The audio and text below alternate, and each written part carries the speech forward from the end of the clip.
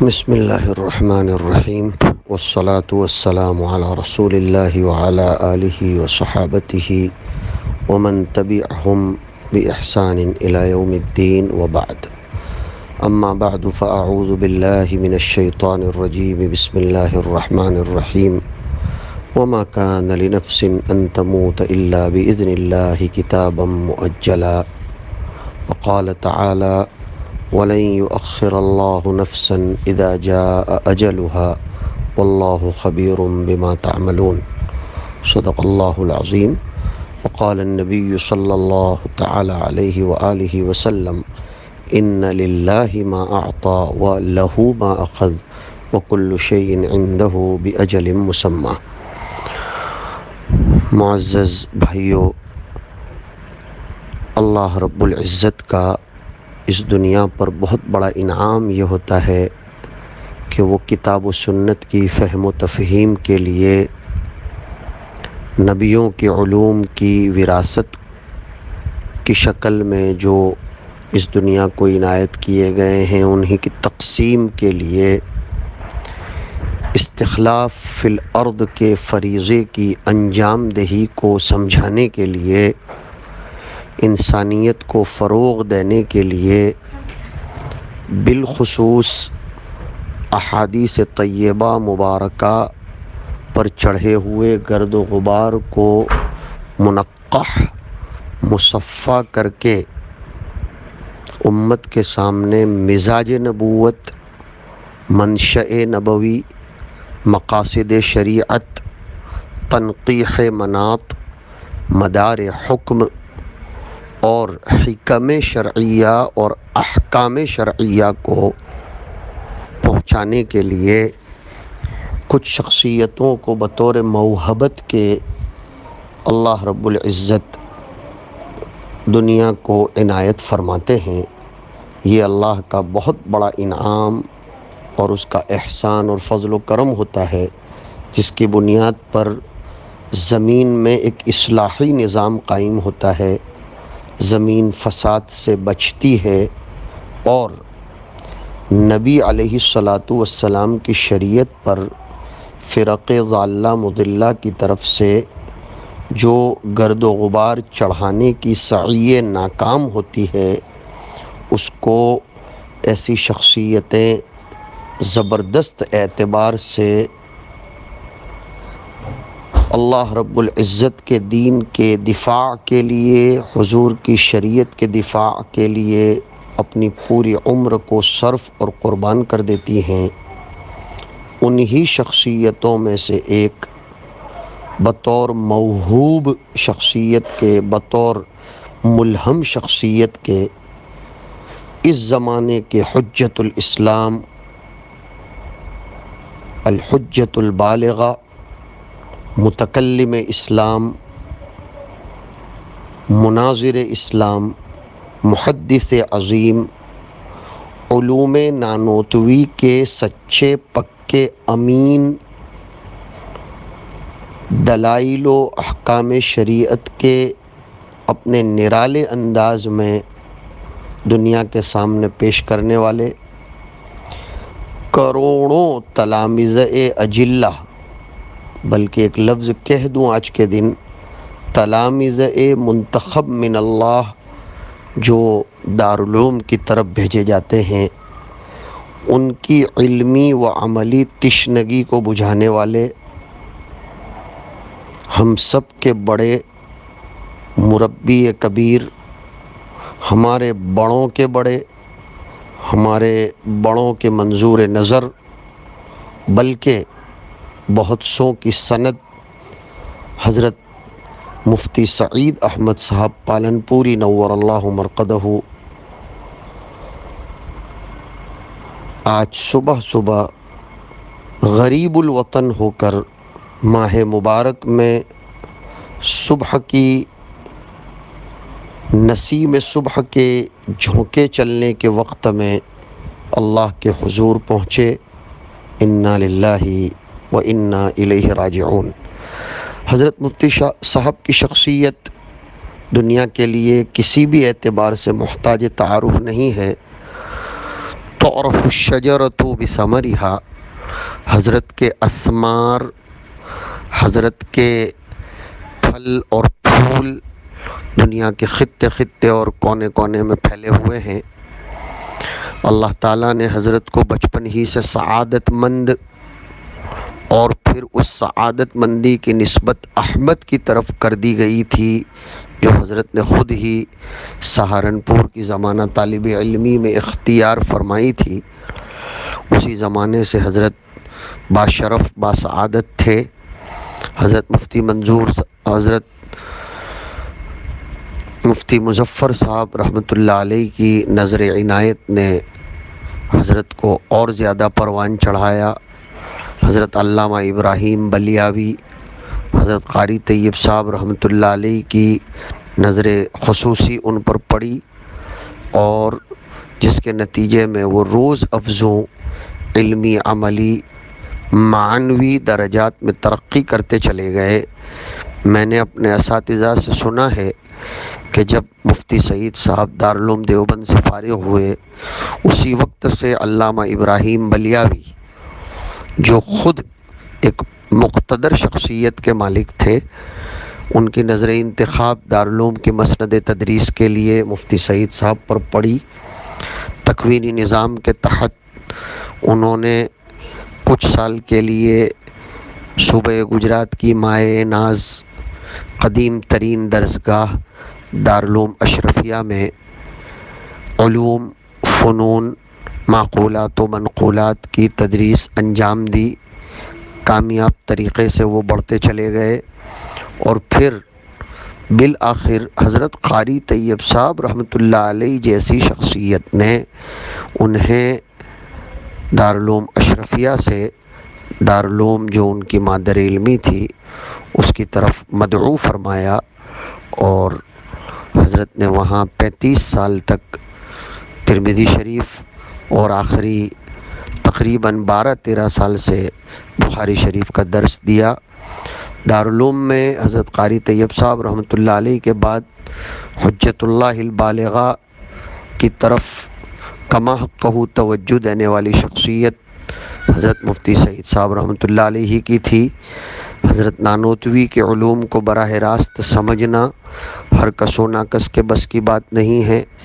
حضرت مفتی سعید صاحب رحمۃ اللہ علیہ نے اس کو سمجھا ہی نہیں، سمجھایا ہی نہیں، بلکہ گھول گھول کر اس کو پلایا، اور لوگوں کو علوم قاسم کیا ہیں اور اس کے ذریعے دنیا میں انقلاب کیسے بپا کیا جا سکتا ہے اس کی طرف متوجہ فرمایا۔ میری اپنی معلومات کے مطابق حضرت نے درس و تدریس کے ساتھ ساتھ بنگلہ دیش، بنگال، آسام، بہار اور دیگر کچھ ایسے علاقے جس میں قادیانیوں نے زور پکڑا تھا، ختم نبوت کے منصے سے اور منچ سے کامیاب ترین کوششیں فرمائیں۔ حضرت کی اس قربانی کی طرف بہت کم لوگوں کی توجہ جاتی ہے۔ حضرت نے چھٹیوں میں جمعرات جمعہ کو اسفار فرما کر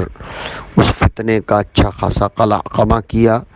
رد مودودیت پر زبردست کام کیا، حرمت مصاہرت جیسے خشک، حساس اور مشکل ترین موضوع پر کامیاب ترین قلم چلایا، اس مسئلے کو سمجھانے کی بہت اچھی کوشش کی۔ اس کتاب نے حضرت قاری صاحب رحمۃ اللہ علیہ کی نظروں میں مفتی سعید صاحب کو جما دیا تھا، بٹھا دیا تھا۔ اس کے علاوہ بھی حضرت کی کئی ایک کتابیں ہیں۔ ایک مدرس کے لیے فہم کتاب کے ساتھ تفہیم کتاب بہت بڑا ملکہ اور موہبت خداوندی ہوتی ہے، جو حضرت کی شخصیت میں علی الوجہ الاتم و علی الوجہ الاکمل موجود تھی، اور لاکھوں تلامذہ کے رجوع کامل اور رجوع تام کے باوجود حضرت کی شخصیت میں تواضع، انکساری، نمرتا